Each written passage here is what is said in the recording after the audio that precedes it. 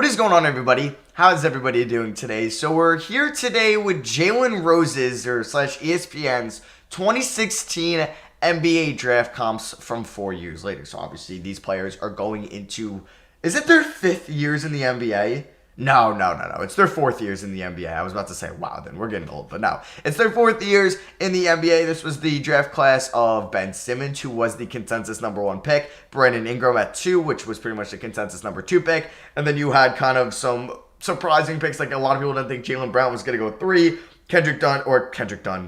Chris Dunn went 4. Who went 5? Was it? This was like the Dragon Bender draft. I don't know if he went 5 exactly. You also had like Marquis Christopher in there, Jakob Poeltl, Jamal Murray, Pascal Siakam was later in this draft. I don't think there'll be a draft comp for him. But this draft was looked at the time like, okay, this is not a good draft class. You have a good #1 in Simmons. Ingram could be good. A lot of people compared him to KD, and he has come along as of late to being a very good player and worth the #2 pick.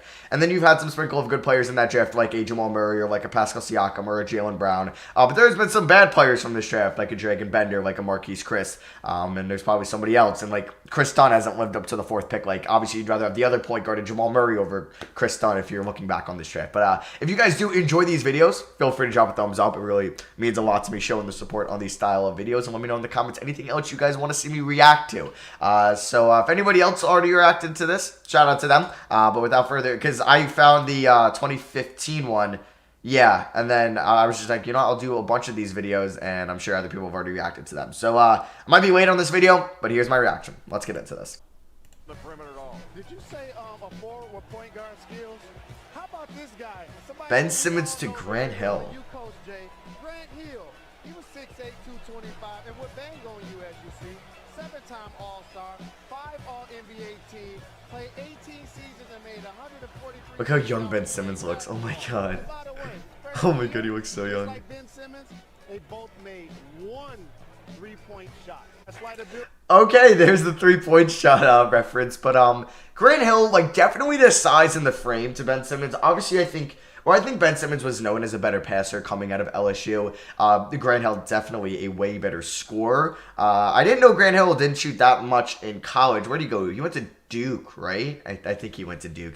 But I get the size, the frame, the weight comparison to Ben Simmons. Like, what position could he be? Could he be a 3 or a 4? Obviously, Ben Simmons ended up being a 1 for the first couple years of his career, but not a bad comparison. I don't mind the Grant Hill one, especially I didn't know he was that much or not that much of a shooter in college in Grant Hill. So, yeah, we get into Ingram, who we got Paul George. Okay.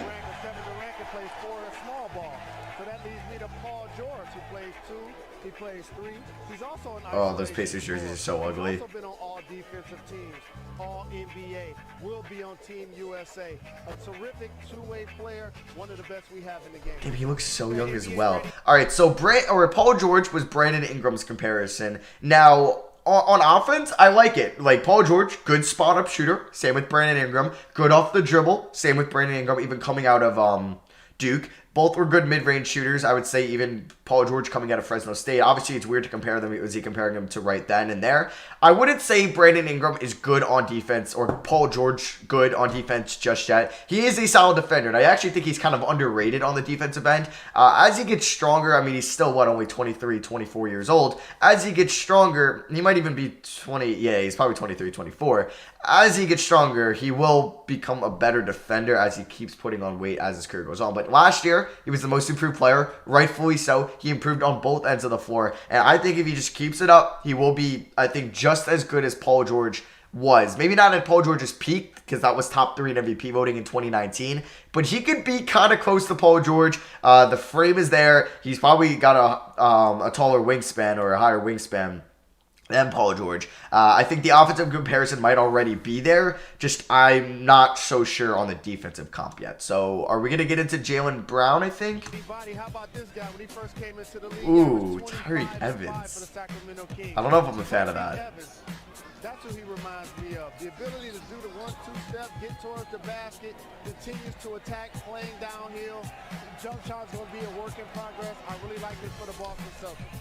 So he mentioned that the jump shot was a work in progress. And Jaylen Brown's jumper has become very good.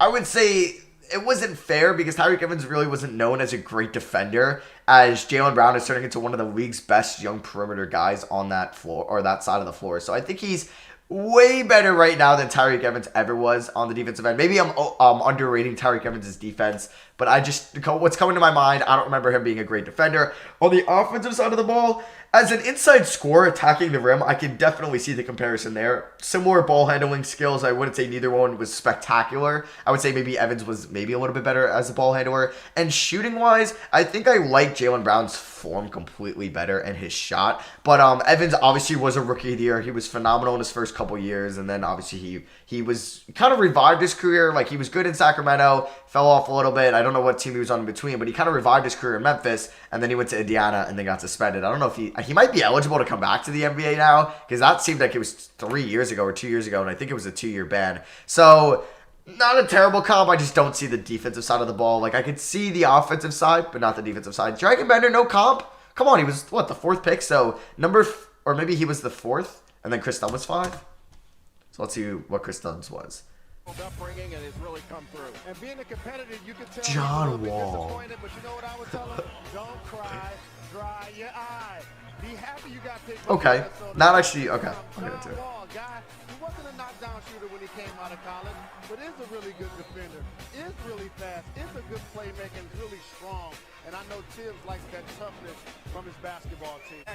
Okay, so we'll talk about the offensive side here. John Wall, way better ball handler. Chris Dunn's ball handling skills really never developed to being that good, like elite. He's not as quick, especially with the ball in his hands. Now, neither one of them are particularly good shooters. John Wall still hasn't been a consistent shooter in his, 10 years in the NBA, especially down the three-point line. He's more of a mid-range guy, and Chris Dunn isn't a great shooter in himself as well. So that comp is definitely there. Now, for the defensive side of the ball, it's kind of there. It is there. Like, Chris Dunn is one of the more underrated defenders in the NBA. He should have got some more maybe all-defensive second-team praise last year. And he's going to be a solid defender for Atlanta this year, hoping he gets a decent amount of minutes. And John Wall, when he was healthy, he was one of the league's best defensive point guards. He was an elite defensive point guard before he got hurt with the Achilles injury or whatever injury he had first, the foot injury or something, and then he had the Achilles, whatever. But the offensive side, just John Wall was just completely better as an inside scorer and just attacking the basket than Chris Dunn ever was. But the defensive comp was definitely there. So I could see that, like, kind of like the Evans, Jaylen Brown, like I could see the offensive comp but not the defensive comp. For here, I could see the defensive comp but not the offensive comp. But the shooting comp is also there. It's really more what he was able to do with the ball in his hands. A way better playmaker, a way better facilitator, a way better passer. And I think with a higher basketball IQ and better vision as well. But not a terrible comp. Not a terrible comp. So who do we got next? Murray, maybe? Buddy Hield. Rashawn Leonard. I can't say I know who that is. I do not know who Rashawn Leonard is. I mean, we could pull up Basketball Reference and try to look and just see if he was mainly a good shooter. And I mean, I don't even know if I want to trust. Okay. So he played until 2006. Rashawn Leonard. Okay. So was he a good three-point shooter? He was. For that era, he was actually a pretty good shooter. Yeah, I apologize because I don't know much of him. I don't. Like, he's just somebody I never knew. And you might be like, what? How did you not know who Rashawn Leonard was? I'm sorry. He's not, like, coming to my mind. I'm not going to sit here and act like I know who he was. That would just be embarrassing on my part. Looks like his defense wasn't very good according to these analytics, and Hield's defense also isn't that good. Well, let me just see what he has to say, because then we can translate it to Buddy Hield. Buddy's better off the dribble, and Buddy has more bounce. But however, Rashawn Leonard won a three-point contest in the NBA and was a knockdown shooter for a really long time, 38% on his career. And by the way, he's my high school teammate. Fair enough. So who do we got? Jamal Murray's Michael Redd. But wired to score. How about Michael Redd? A guy that averaged over 20 points per game 6 straight seasons. Shot 38% in his career from three and made $102 million playing in the National Basketball Association. Okay, I love Michael Redd. He's one of my favorite players. Like I think he was one of the more underrated players from when I was growing up. But the Jamal Murray to Redd comp, like, I feel like Redd was more of a wing, Jamal Murray more of a guard, point guard. But Murray kind of plays more like a shooting guard, I guess you could say. Or just he's a guard in general. Redd's a wing. Red, I think, was a better defender than Murray's. I don't think Murray's particularly any bit of above average on the defensive floor. Maybe if you want to give him average, but not above average. Shooting-wise, it's there. Murray's a fantastic shooter. So was Red. Now, I don't remember how good Red's playmaking / ball handling skills were, because Murray is phenomenal in that. Jamal Murray, okay, he also broke out in the playoffs, but before that, he was like the best player to watch. Like, he looked so good. So good. He would make moves with the ball in his hands that you're like, wow, this guy is so entertaining to watch, but he would never finish. But in these playoffs, he kind of broke out a little bit. We'll see what happens this year if he can keep up the bubble style of play, or he'll go back to that kind of like good point guard, but nothing special than he was before the bubble. Like, he was good and he got the max contract, definitely, but he wasn't somebody that was like, okay, he can help you win playoff games and be the #1 scoring option like he was for them over Utah and for them over the Clippers. So, the Red comp is interesting. I don't think I'm the biggest fan of it, though. I think there would have been better options. I mean, trying to come off the top of my head, let me think of a guard. Hold on, let me think of someone. Like, maybe a Kemba Walker? I don't know. Maybe that's a terrible comp as well. You can let me know. Marquis Christopher, Lewis. Oh, boy. Just, okay, maybe Chris was near him on the defensive side, but I don't even think so. Chris is more of a big. Lewis played more, I guess, more of a stretch four, so I guess you can count him a big. But, yeah, Lewis was way better of an offensive player. At least Chris's jump shot never developed, as Lewis was one of the true beginning stretch fours, definitely. Where'd he go, Washington, right? Chris? Helped lead the Orlando Magic to the NBA Finals playing stretch four. All right. I'm the biggest fan of the comp. But I could see it. I guess. Jakob Poeltl. This isn't a bad comp whatsoever. Chris Kaman was kind of underrated.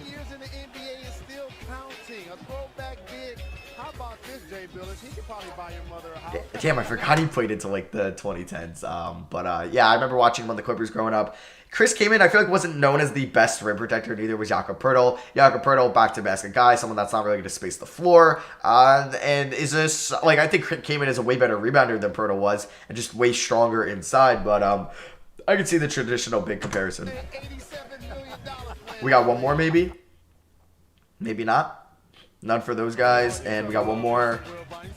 Denzel Valentine, Michael Ray Richardson. Not as crafty with the ball in his hands. Not as crafty whatsoever. Not as good of a passer.